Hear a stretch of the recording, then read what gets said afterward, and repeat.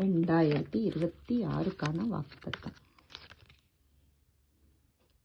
கர்த்தர், பயப்படாதே, நான் உனக்கு துணை நிற்கிறேன்.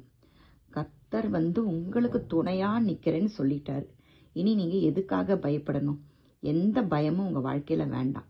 அவரு பட்சிகள்ல இருந்து மனிதர்கள் வரைக்கும் இந்த உலகத்துல இருக்க எல்லா ஜீவராசிக்கும் வாழ்க்கையை தந்தவர், உயிரை தந்தவர், அன்னம், ஆகாரம், உடைன்னு எல்லாத்தையும் அவர் கொடுத்திருக்கிறார்.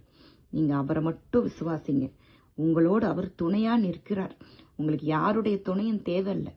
நமக்கு இவங்க துணை இருக்கணும், கணவன் துணையா இருக்கணும், மனைவி துணையா இருக்கணும், நமக்கு நம்ம கூட பிறந்தவங்க தான் துணை, அம்மா அப்பா தான் துணைன்னு நினைச்சு சில பேர் அவங்களால நிறைய கஷ்டங்கள் வந்தாலும் அதை அனுபவிச்சு கொண்டு ரொம்ப கஷ்டப்பட்டுட்டு இருக்காங்க.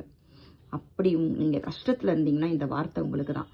கர்த்தர் சொல்றார், நீ பயப்படாத, நான் உனக்கு துணை நிக்கிறேன்.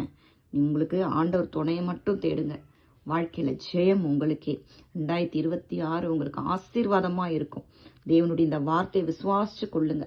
கர்த்தர் சகலத்தின் நன்மைக்கு எதுவாக செய்வார். ஆமேன்.